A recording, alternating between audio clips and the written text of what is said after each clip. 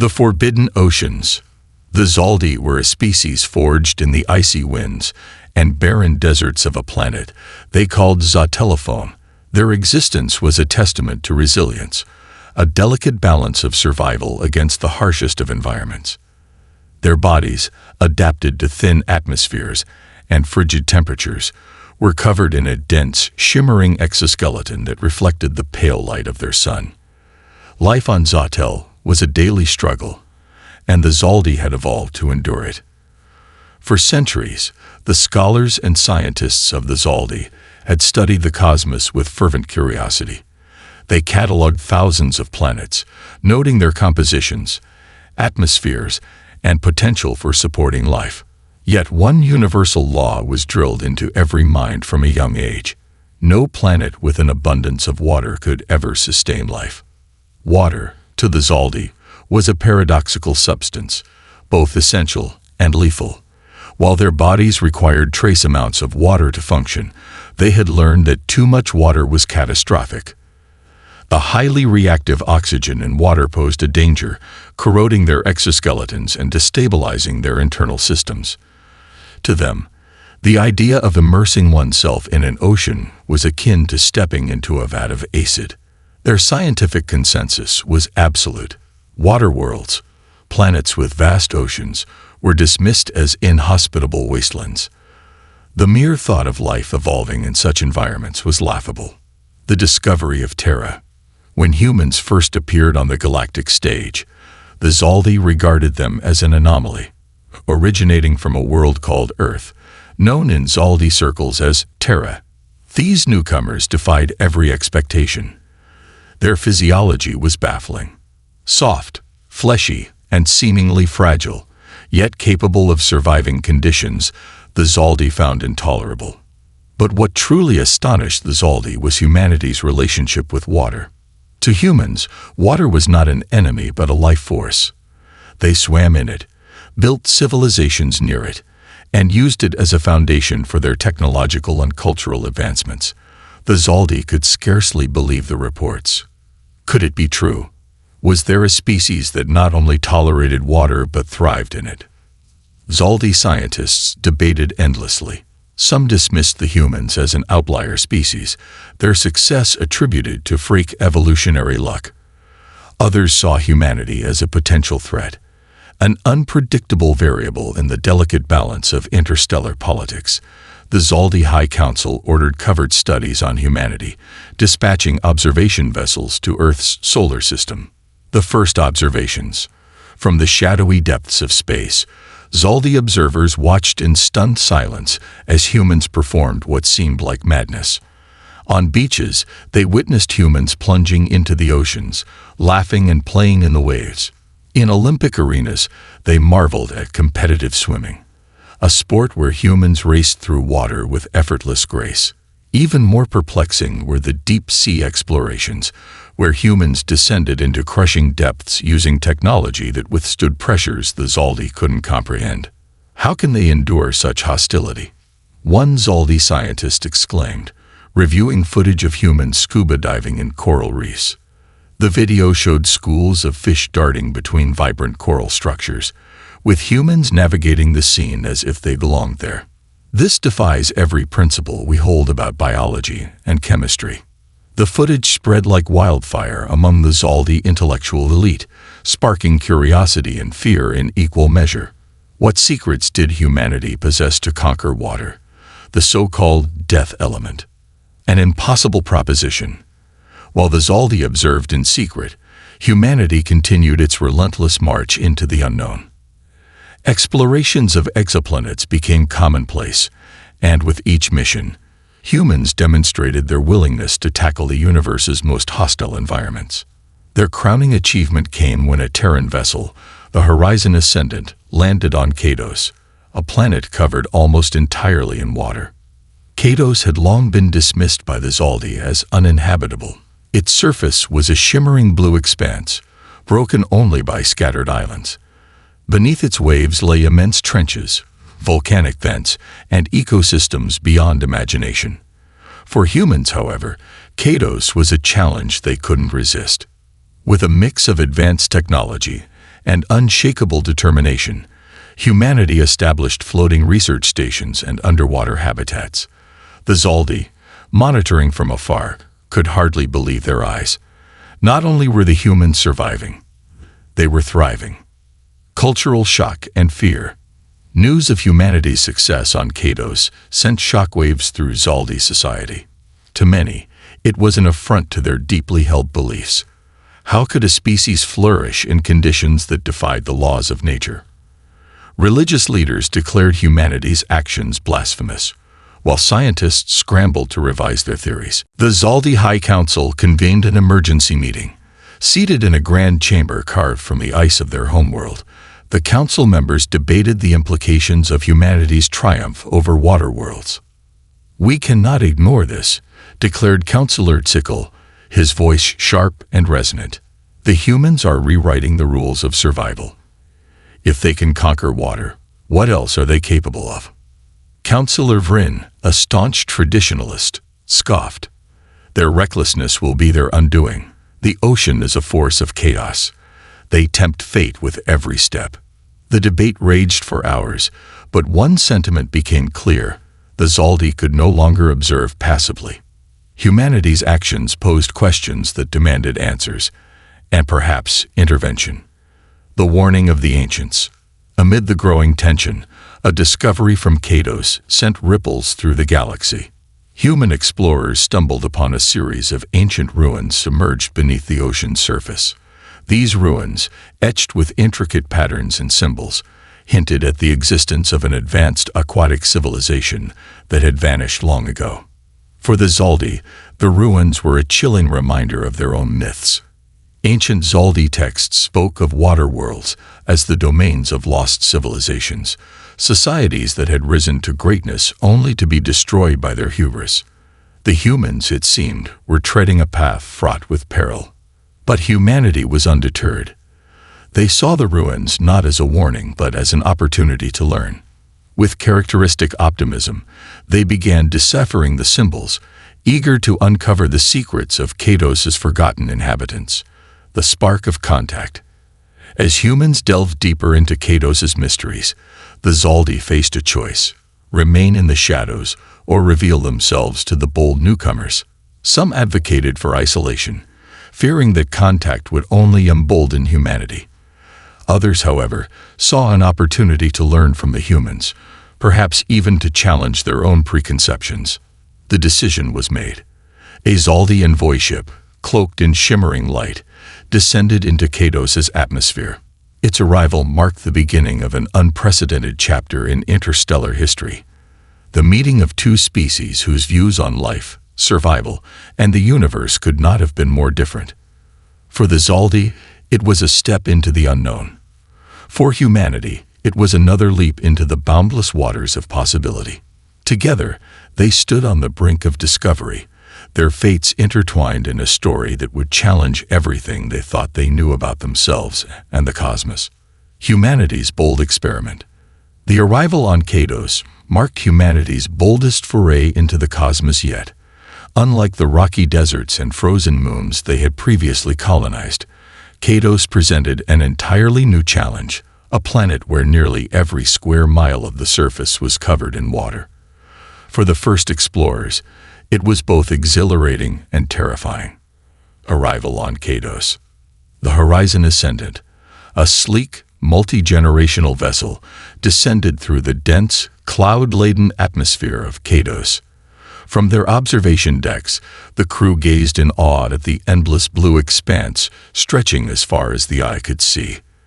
Islands no larger than grains of rice on the horizon broke the monotony, scattered like celestial breadcrumbs. Captain Eleanor Marks, the expedition's leader, stood resolute as the ship's systems adjusted to the planet's gravity. Marks was a seasoned explorer, her name already etched in history for leading humanity's first mission to a rogue planet. Yet even she couldn't suppress a thrill of uncertainty as she looked at the alien waters below. "Prepare for touchdown," she commanded, her voice steady. "Let's make history." The ship gently settled on the surface, its landing mechanisms adapting to the rolling waves. From the moment the hatch opened, humanity's relationship with Kados began.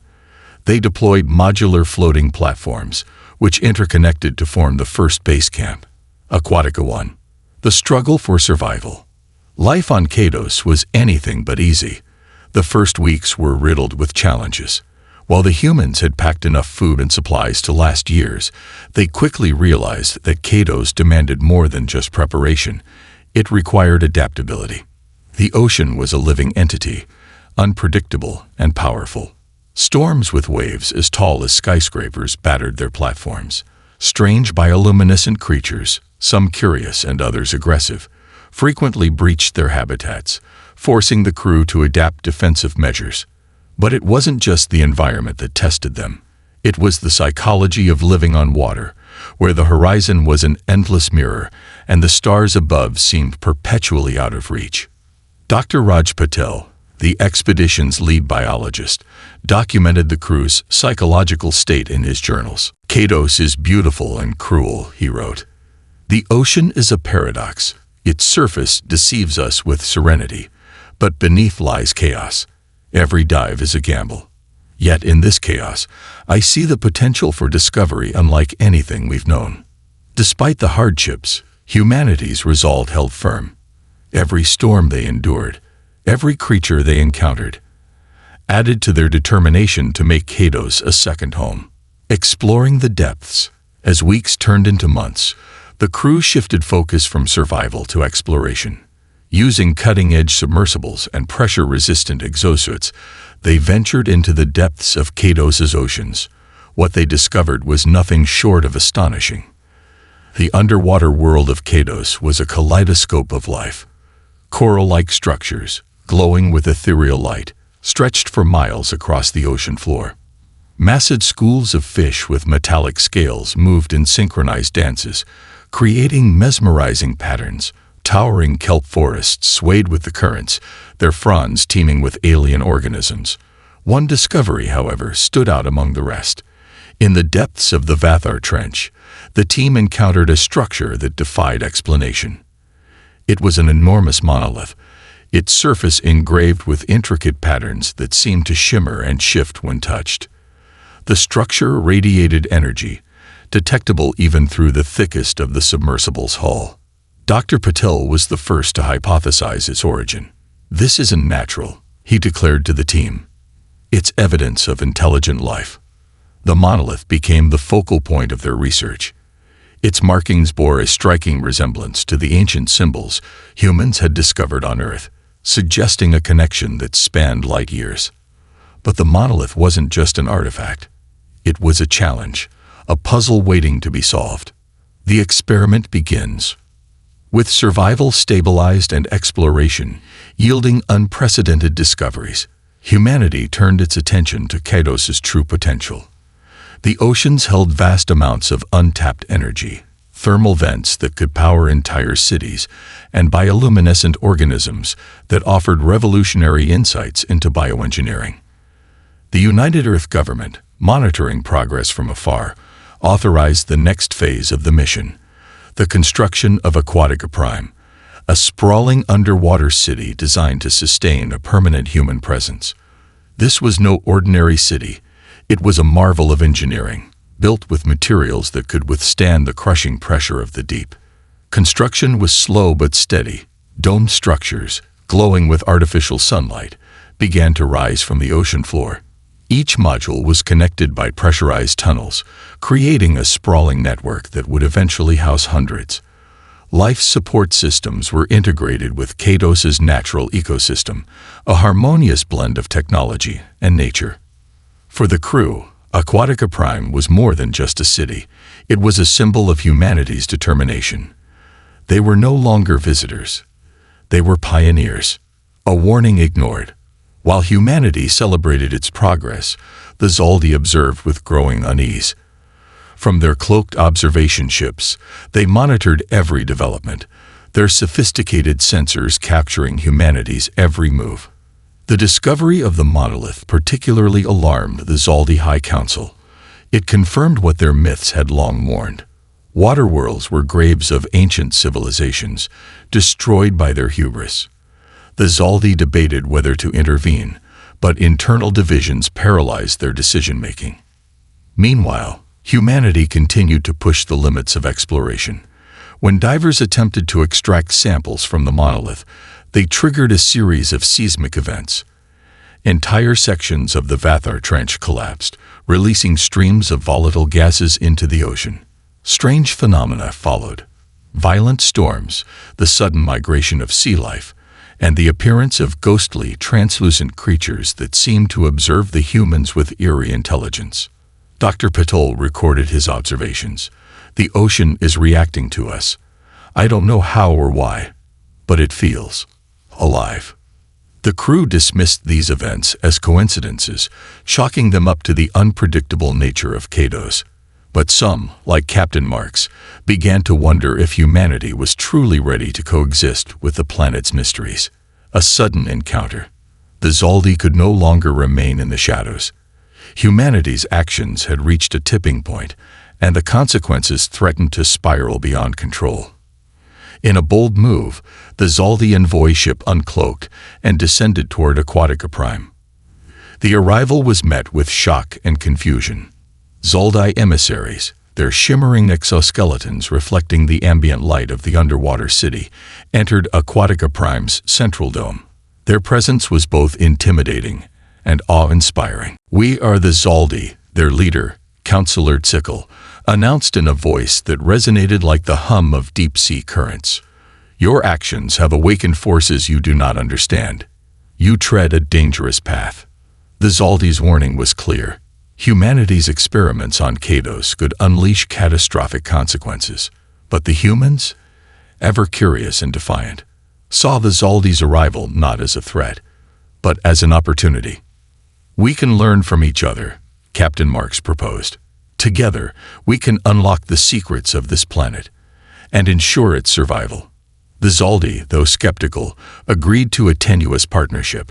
For the first time in history, two vastly different species united to explore the depths of an alien ocean, a collaboration that would test the limits of trust, ingenuity, and survival. First contact in the depths. The Zaldi and humans faced each other in a moment thick with tension. For millennia, the Zaldi had viewed water worlds as tombs of civilizations past, yet here was humanity, not only surviving but thriving in the very environment they feared most. It was a paradox, one that neither species fully understood. The first meeting, held in Aquatic Prime's central dome, was a mix of awe, confusion, and restrained hostility. Zaldi emissaries, tall and sleek with iridescent exoskeletons that reflected the city's bioluminescent lights, moved with a grace that unnerved the humans. Their voices were deep and resonant, carrying an unspoken authority. The Zaldi warning. "We have observed you for years," began Sickle, the Zaldi envoy leader. His gaze swept over the assembled humans, who stood in stunned silence. "Your actions on Kados have awakened forces you cannot comprehend. This planet is not what it seems." Captain Eleanor Marks, ever composed, stepped forward.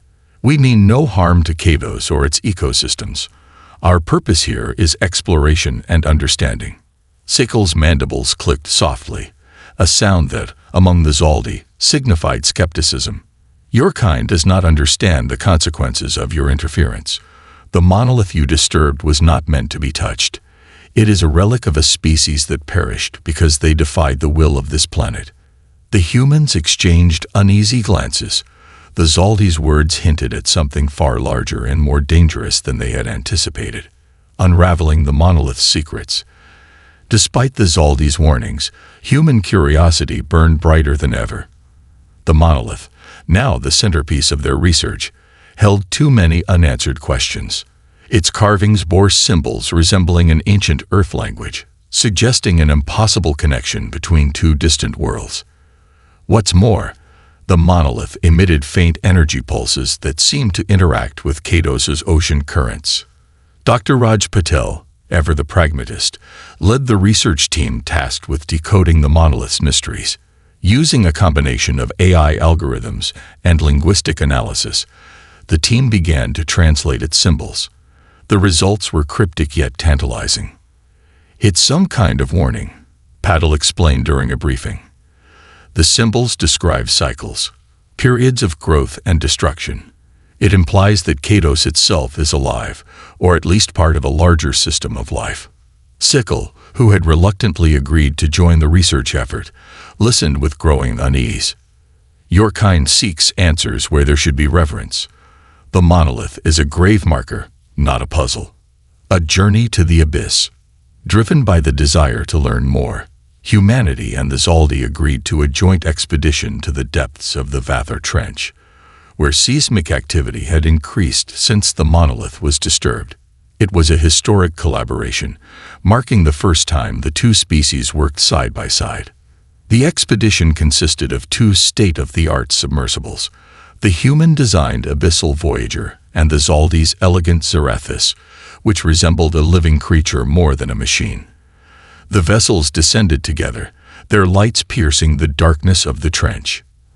As they ventured deeper, the environment transformed. Gigantic thermal vents spewed columns of superheated water, their glow illuminating vast fields of crystalline structures that pulsed faintly, as if alive. Strange creatures, some the size of skyscrapers, drifted past, their translucent bodies shimmering with an otherworldly light. "It's like a different planet down here," whispered Lieutenant Marissa Vaughn, the Abyssal Voyager's pilot. Her voice carried a mix of awe and fear. Sickle, observing from the Zarathus, replied through the comms, "This is the cradle of Kados's power and its wrath. The hidden guardians."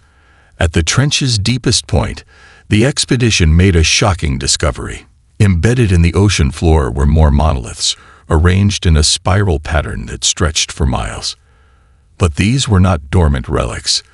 They emitted stronger energy pulses, creating currents that seemed to guide the life around them. As the submersibles approached, the currents intensified. Suddenly, massive creatures emerged from the shadows.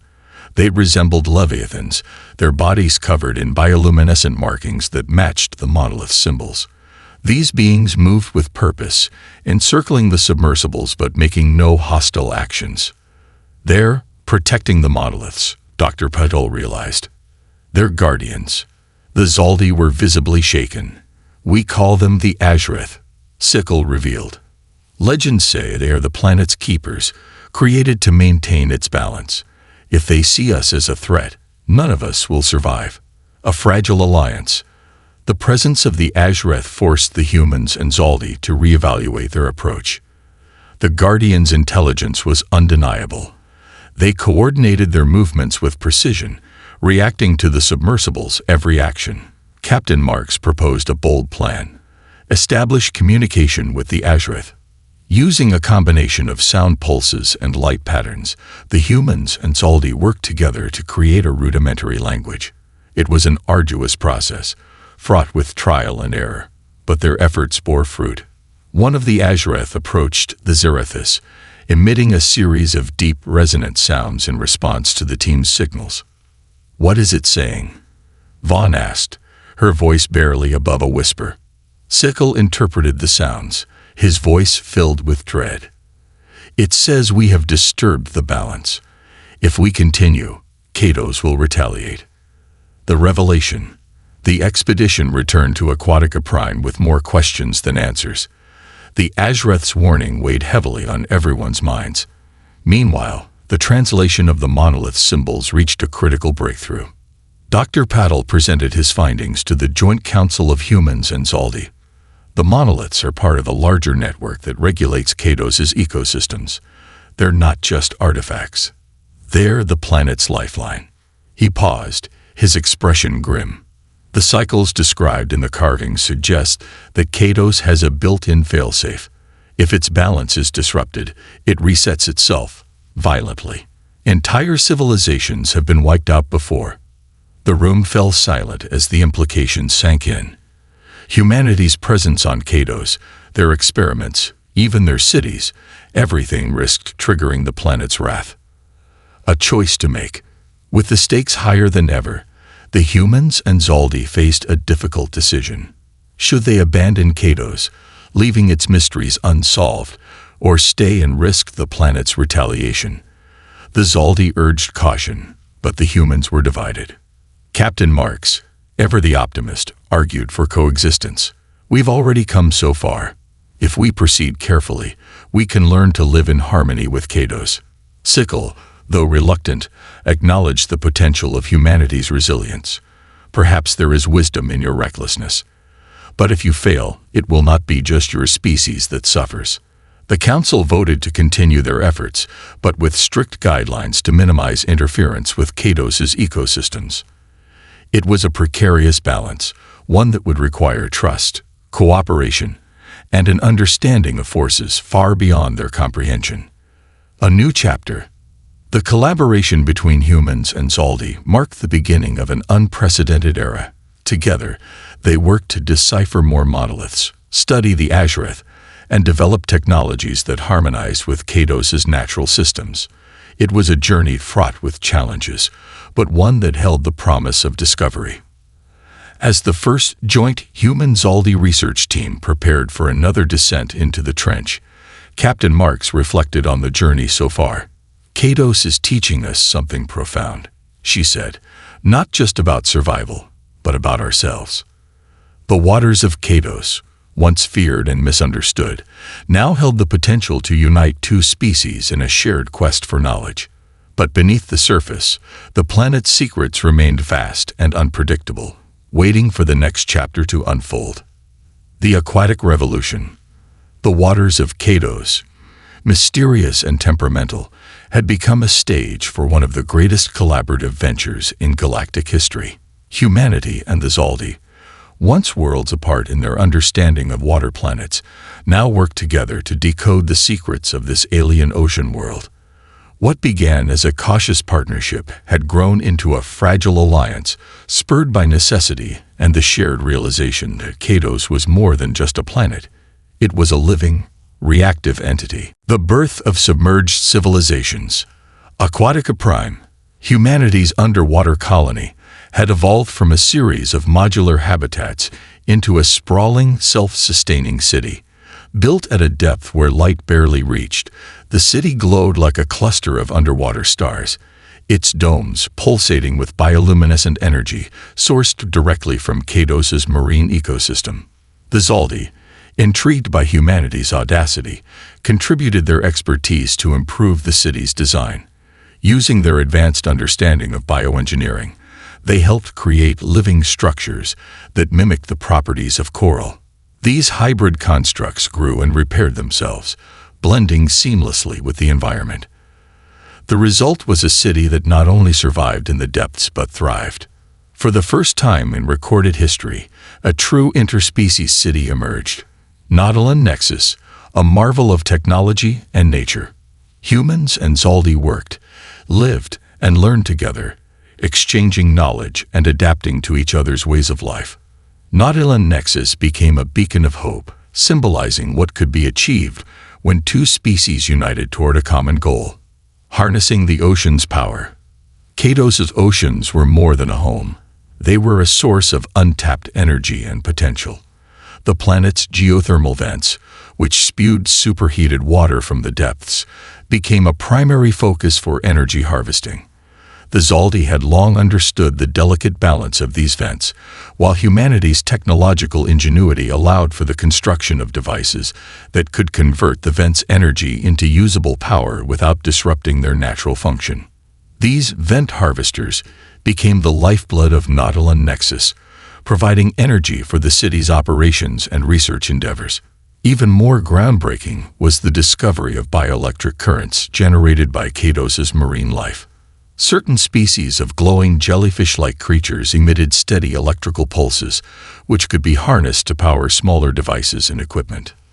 This planet isn't just a resource, it's a partner, Dr. Raj Patel declared during a joint scientific conference. We're learning to work with Kados, not against it. This is the future of sustainable living, the evolution of the monolith network. The monoliths scattered across Kados's ocean floors remained a source of fascination and trepidation.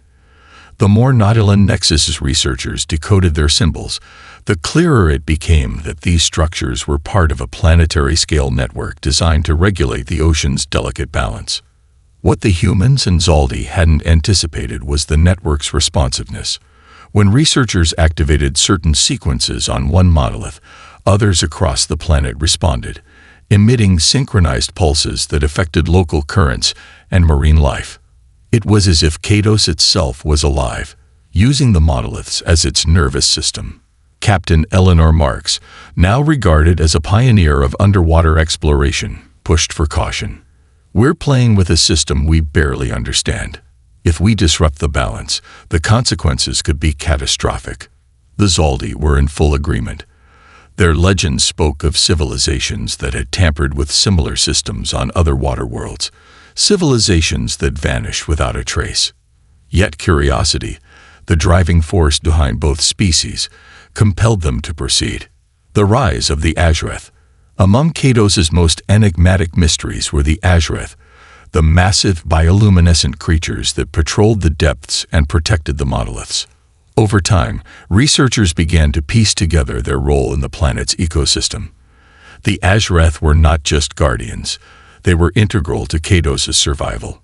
Their movements influenced ocean currents, their bodies hosted entire ecosystems of smaller marine organisms, and their bioluminescence played a role in maintaining the monolith network's energy flow. They were, quite literally, the lifeblood of Kados. A breakthrough came when a team of human and Zaldi researchers developed a method to communicate with the Azreth using sound pulses and light patterns. The first successful interaction occurred during an expedition near the Cerulean Abyss, a massive underwater canyon. An Azreth, larger than any previously recorded, approached the research team's submersibles. It emitted a series of low-frequency hums, which the researchers interpreted as a form of acknowledgement. "It's as if they're aware of us," Sekel remarked, "not just as observers, but as participants in their world." This newfound connection with the Azreth opened unprecedented opportunities for cooperation, but it also carried risks. If the Azreth perceived any threat to Kados, their wrath could be devastating. A threat from the deep. As humanity and the Zaldi delved deeper into Kados's mysteries, they began to notice troubling signs. Seismic activity near the monolith network intensified, and previously dormant volcanic vents became active. Marine life exhibited unusual behavior, with massive migrations away from key regions.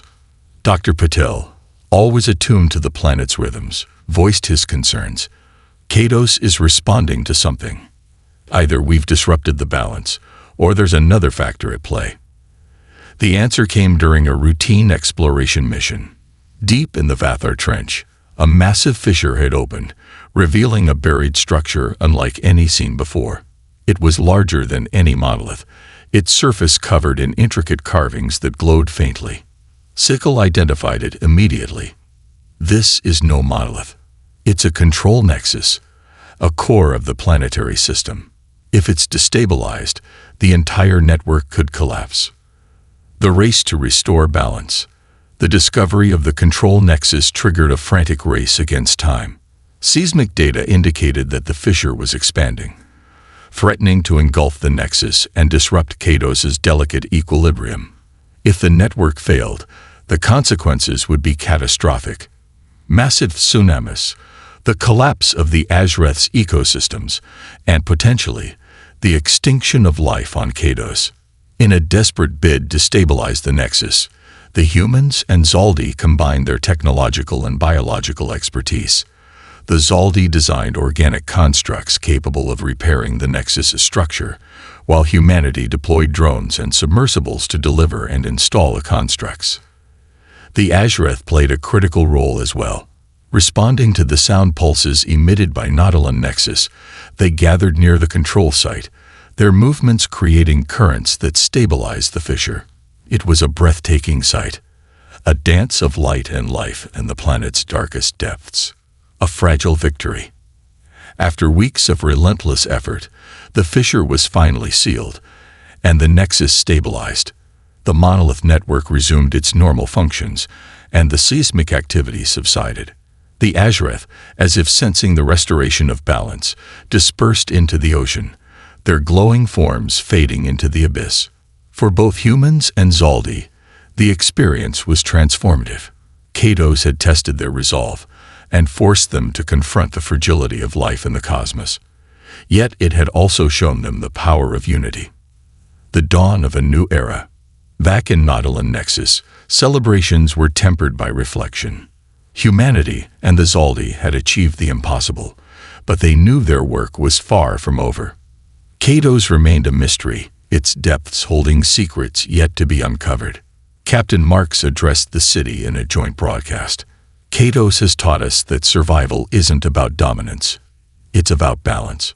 Together, we've proven that even the most different of species can unite for a common cause. Let this be the start of a new chapter, not just for Kados, but for the galaxy. As Nautilus Nexus thrived, humans and Zaldi prepared for the challenges ahead.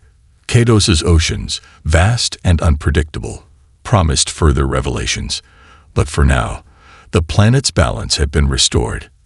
And with it, a fragile peace that offered hope for the future. A dangerous discovery.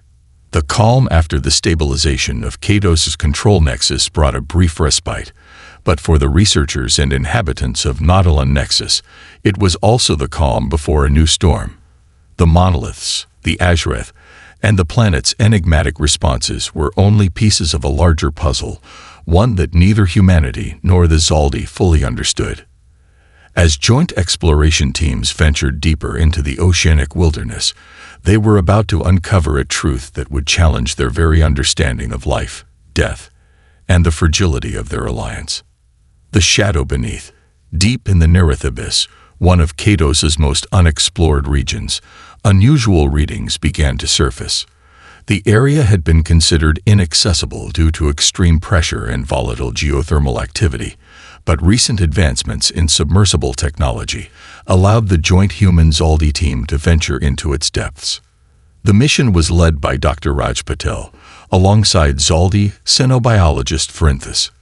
Their submersible, Abyssal Horizon, was equipped with advanced scanning equipment capable of detecting anomalies beneath the ocean floor. As the Abyssal Horizon descended into the trench, the familiar blue-green hues of Kados's upper layers gave way to a darker, more ominous environment. Strange currents swirled in erratic patterns, and the water temperature fluctuated wildly. The onboard sensors began picking up faint energy signatures that didn't align with any known geological or biological activity. What could be causing this? Vrinthus asked, her multifaceted eyes reflecting the submersible's dim interior lights. Dr. Patel stared at the readings, his brow furrowed. Whatever it is, it's not natural. This could be another nexus, or something entirely different. The ancient fault.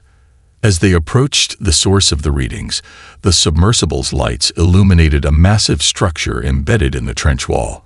Unlike the monoliths or the control nexus, this structure was distinctly different. It was angular and metallic, its surface covered in deep grooves and glyphs that glowed faintly, as if alive. "This isn't Kados's doing," Patel murmured. "This was built by something else." Vrinthus leaned closer to the viewport. "The glyphs are unfamiliar, but they resemble the carvings on the monoliths. Could this be the origin of the network?" The structure was a vault, sealed by a series of interlocking mechanisms. A closer scan revealed faint energy signatures within, suggesting it wasn't dormant. Despite warnings from the Zaldi, Patel pushed for further exploration. If this is connected to the monoliths, it could help us understand how the entire system works. We need to open it. Vrinthus hesitated. The legends warn against disturbing the deep. We've already seen the consequences once. But curiosity and the promise of discovery drove the team forward, unleashing the unknown. Using precision tools and careful coordination, the team managed to unlock the vault's mechanisms. As the final lock disengaged, the structure emitted a low hum that resonated through the water. The doors slid open, revealing a cavernous chamber filled with glowing orbs suspended in a viscous, translucent fluid. Each orb pulsed faintly, as if alive. Scans revealed they contained complex organic matter, genetic material that didn't match any known species. The realization hit Paddle like a tidal wave. This is a repository, he said. A genetic archive. Whoever built this was preserving life forms, possibly for millions of years. The Zaldi, however, saw the discovery differently. To them, it was not a treasure trove, but a Pandora's box. This is not preservation, Vrenthas insisted. It is containment. These creatures were locked away for a reason. The awakening. As the team catalogued the orbs, a subtle shift began in the surrounding environment. The water temperature dropped sharply, and seismic tremors rattled the submersible. Alarms blared as the orbs began to emit stronger pulses of light, synchronizing with an unseen rhythm. It's reacting to us, Paddle realized. We need to leave. Now. Before the team could retreat, the vault's interior lit up with blinding intensity. The orbs dissolved, releasing their contents into the surrounding water. What emerged defied explanation. Shadowy, amorphous entities that moved with unnatural fluidity, their forms constantly shifting and reforming. The creatures exhibited an intelligence that was immediately apparent. They surrounded the submersible, their movements coordinated and deliberate. One entity approached the viewport, its form stabilizing into a semi-humanoid shape. It stared at the crew, its featureless face radiating an unsettling awareness. They're sentient, Vrenthas whispered, her voice trembling. And they're angry. The return to Nautilus Nexus. The team managed a narrow escape, but their return to Nautilus Nexus was anything but triumphant. The entities followed, their presence causing disruptions across Kados's ocean. Marine life fled en masse, and the Azureth, once the planet's protectors, retreated to deeper waters, seemingly unwilling to confront the new threat. The entities displayed a chilling ability to manipulate water currents, creating whirlpools and tidal surges that threatened the city's stability. Worse, their presence triggered a reaction in the monolith network. The structures began emitting erratic pulses, disrupting the delicate balance of Kados's ecosystem. In an emergency council meeting, Captain Marks addressed the growing crisis. We've unleashed something we don't understand. If we don't act quickly, everything we've built here could be destroyed. The Zaldi High Council, speaking through Tsickle, demanded immediate containment measures. Your curiosity has endangered not just your kind but ours as well. These entities must be neutralized. But Paddle objected. We can't destroy them. They're part of Kados's history. There has to be another way. A desperate plan. With time running out, the humans and Zaldi devised a risky plan. By using the monolith network, they could potentially contain the entities within a newly constructed vault. The process, however, required precision and cooperation on an unprecedented scale. The Azureth, sensing the threat, re-emerged to assist. Their bioluminescence synchronized with the monoliths, creating energy fields that herded the entities toward the containment site. Human and Zaldi engineers worked tirelessly to adapt the monolith network, while divers risked their lives to install the necessary components. The operation culminated in a high-stakes confrontation.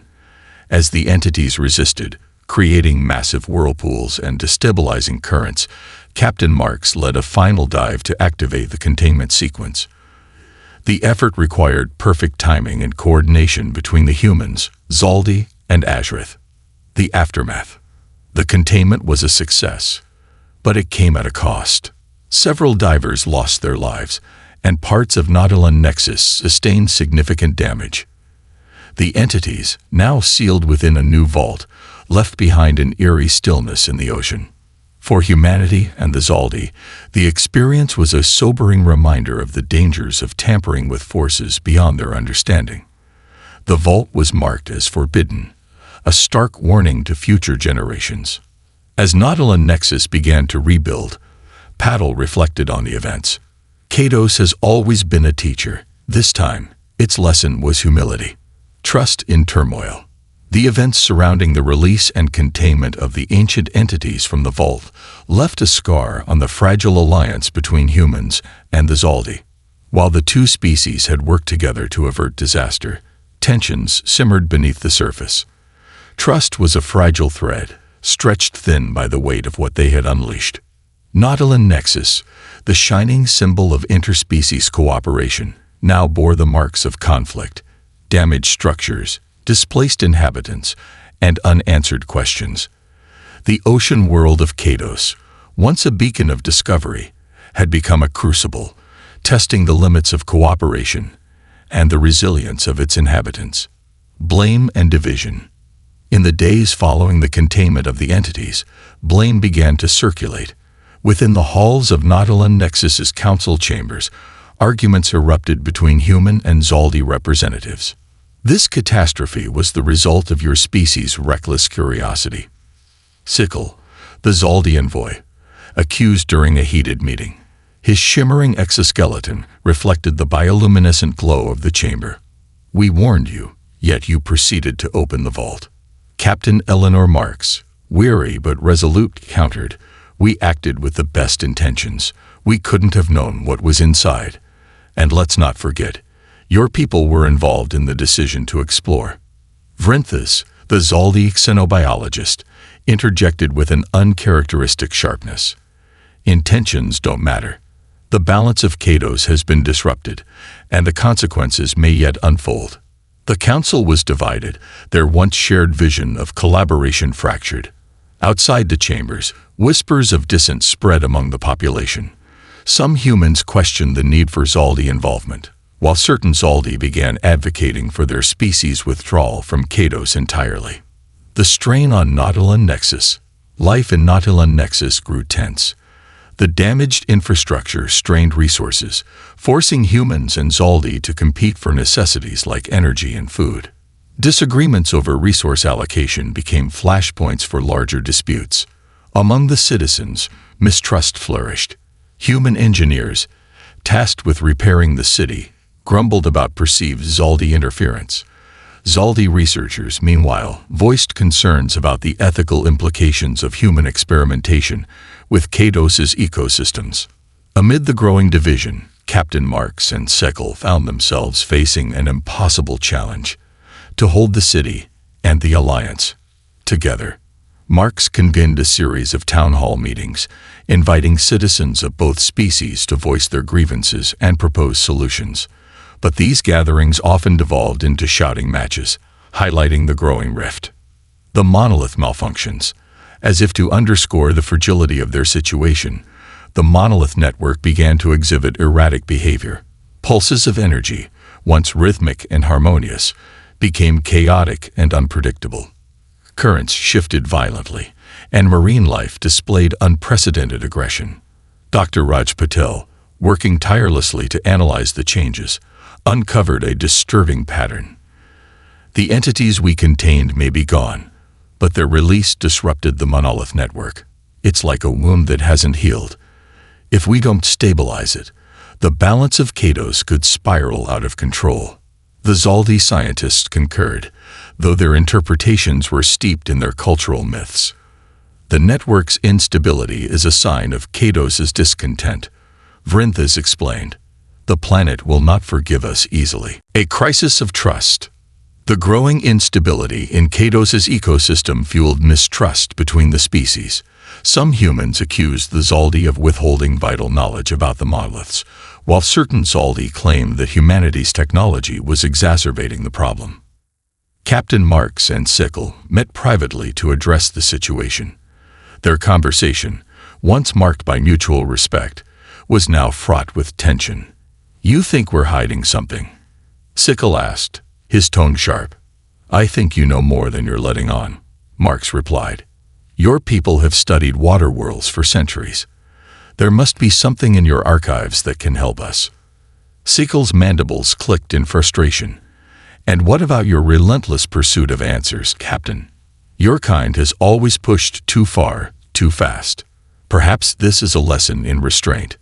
Despite their differences, both leaders recognized the urgency of their situation. They agreed to share all available data and to form a joint task force to address the monolith network's instability. The search for answers. The task force, composed of both human and Zaldi experts, worked around the clock. Their research revealed that the monolith network's instability stemmed from energy imbalances caused by the release of the entities. Restoring balance would require recalibrating the network, a process that would involve activating dormant monoliths scattered across Kados's ocean floor. This endeavor, however, was fraught with danger. Each monolith was guarded by unpredictable environmental conditions, and in some cases, Azreth guardians whose behavior had become increasingly erratic since the entity's release. Dr. Patel and Vrinthas led the first expedition to reactivate a monolith in the Erythraean Rift, a region known for its volatile currents. Their submersible, equipped with advanced stabilizers, navigated the treacherous waters with difficulty. As they approached the monolith, an Azreth emerged from the darkness. The creature, once majestic and serene, now displayed aggressive behavior. Its glowing patterns pulsed erratically, a reflection of the monolith's instability. Patel and Vrinthas worked quickly to emit calming sound pulses, a technique developed during earlier interactions with the Azreth. "It's responding," Vrinthas said, her voice tinged with relief as the Azreth's aggression subsided. "But we must act quickly." Using a combination of Zaldi bioengineering and human technology, the team successfully recalibrated the monolith. The surrounding currents stabilized, and the Azreth retreated into the depths, its movements once again harmonious. A glimmer of unity. The success in the Erythraean Rift marked a turning point. Word of the task force's achievement spread, rekindling hope among the inhabitants of Nautilus Nexus. Joint expeditions to other monoliths followed, each one strengthening the fragile bonds between humans and Zaldi. The process was not without setbacks. Some missions encountered resistance from aggressive marine life or failed equipment, and tensions occasionally flared between the task force members. Yet with each recalibrated monolith, the network grew more stable, and the ecosystem of Kados began to recover. A hard-won lesson.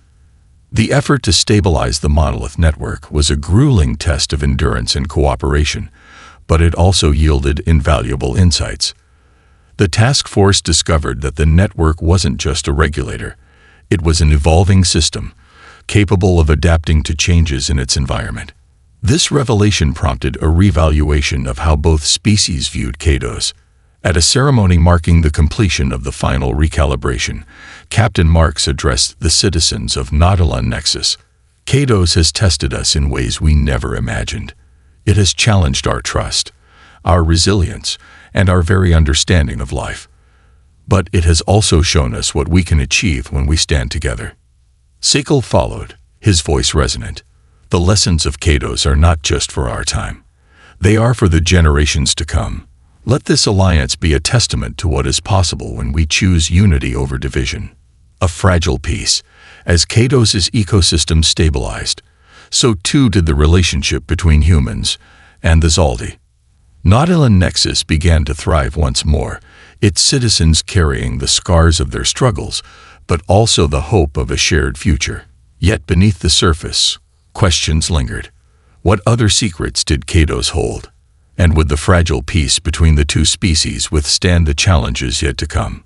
The ocean world of Kados, vast and unpredictable, seemed to whisper its own response, a reminder that the greatest discoveries often come with the greatest risks. Harmony underwater. The journey of humanity and the Zaldi on Kados had been marked by conflict, discovery, and moments of fragile unity. Now, as the waters began to calm, and the monolith network stabilized, both species stood on the cusp of a new era. The ocean planet, once feared and misunderstood, had become a proving ground for cooperation, and the lessons learned beneath its waves would ripple far beyond its depths. A rebuilt Nautilus Nexus. Nautilus Nexus, the city that had weathered storms both literal and metaphorical, emerged stronger than ever. Its glowing domes and bioluminescent corridors now symbolized more than survival. They represented the resilience of unity. The damage inflicted during the crisis had been repaired, with humans and Zaldi working side by side to restore the city. The reconstruction brought with it innovations inspired by the planet itself. Using insights gained from the monoliths and Azureth, the city's energy systems were redesigned to harmonize with Kados's natural currents. Floating gardens, nourished by nutrient-rich water, flourished atop the city, providing sustainable food sources for its inhabitants. Even the architecture evolved, with structures that grew and adapted like living organisms. Despite their progress, the citizens of Nautilon Nexus remained vigilant. The lessons of the past had taught them that Kados was not to be conquered but respected. Every new development was approached with caution, guided by a shared philosophy: to live with Kados, not against it. The Azureth Accord. The Azureth, once feared as enigmatic guardians, had become central to the Alliance's understanding of Kados. Their bioluminescent patterns, now deciphered through joint research, revealed a complex form of communication, a language of light and sound that connected them to the monolith network and the planet's ecosystems. In a historic move, Captain Eleanor Marks and Sickle proposed the Azureth Accord, a treaty formalizing the protection and study of these creatures. The accord recognized the Azureth as sentient beings and outlined guidelines for interactions to ensure their well-being. "We owe much of our survival to the Azureth," Sickle declared during the signing ceremony. "They are not merely inhabitants of Kados, they are its heart and soul." The accord also established the Azureth Sanctuary, a vast protected zone encompassing the Vathor Trench and surrounding monolith sites. The sanctuary became a hub for research and conservation, drawing scientists, engineers, and environmentalists from across the galaxy. A shared mission. As Nautilon Nexus flourished, humanity and the Zaldi began to look beyond their immediate challenges. Their shared experiences on Kados sparked a broader vision: the exploration of other water worlds across the galaxy. The success of their alliance had proven that even the most inhospitable environments could be understood and adapted to with cooperation and respect. The newly formed Oceanic Exploration Coalition, OEC, brought together the best minds from both species. Its mission was twofold: to seek out other water planets and to share the knowledge gained on Kados with the wider galaxy. The first mission of the OEC was ambitious: to locate and study planets with monolith-like networks. These planets, long dismissed by the Zaldi as uninhabitable, were now seen as opportunities to expand their understanding of the universe. The Coalition's flagship vessel, the Nereid Voyager, was equipped with hybrid technology that combined human engineering and Zaldi bioadaptations. "This is more than exploration," Dr. Raj Patel said during the ship's launch. "It's a chance to rewrite what we know about life itself." Cultural exchange. The alliance between humans and Zaldi extended beyond science and technology. On Kados, a vibrant exchange of culture began to take shape. Humans introduced the Zaldi to art forms like music and storytelling, which resonated deeply with their species' oral traditions. In turn, the Zaldi shared their intricate ceremonial dances, performed underwater with movements that mirrored the currents. One of the most celebrated events in Nautilon Nexus was the annual Convergence Festival, a week-long celebration of interspecies unity. During the festival, humans and Zaldi showcased their talents, from underwater symphonies performed with sound waves to bioluminescent light displays, created in collaboration with the Azureth. The festival became a symbol of what the Alliance had achieved: not just survival, but thriving together in the face of adversity. The final mystery: even as Nautilon Nexus thrived, Kados remained an enigmatic teacher. The monolith network, though stabilized, continued to present new questions. Some monoliths emitted signals that hinted at connections to other planets, while others displayed carvings that seemed to depict events from Kados's distant past. One such discovery came from a previously unexplored monolith site in the Azure Expanse. The carvings showed a series of figures, humanoid, yet unmistakably alien, standing alongside creatures resembling the Azureth. The figures appeared to be activating the monoliths, their actions creating a cascade of energy that enveloped the planet. This could be the origin of the monolith network, Vrinthis theorized. A civilization that lived in harmony with Kados, much like what we're attempting now. But the carvings also carried a warning. A depiction of the planet consumed by chaotic waves, its balance shattered. The implication was clear. Harmony was fragile, and its loss could lead to destruction. The legacy of Kados. As the years passed, Kados became more than a home. It became a symbol of possibility. The alliance forged in its depths inspired similar partnerships across the galaxy, as other species looked to Kados as a model for coexistence. For humanity, Kados was a reminder of their resilience and adaptability. For the Zaldi, it was a testament to the power of challenging old beliefs and embracing new perspectives. Together, they had turned a planet of fear into a beacon of hope. Captain Marks, now a revered figure in interstellar history, reflected on the journey during a commemorative speech. Kados taught us that survival is not about conquering the unknown but embracing it. It is a lesson we must carry with us, to every planet, every ocean, and every frontier. A new beginning. The story of Kados was far from over.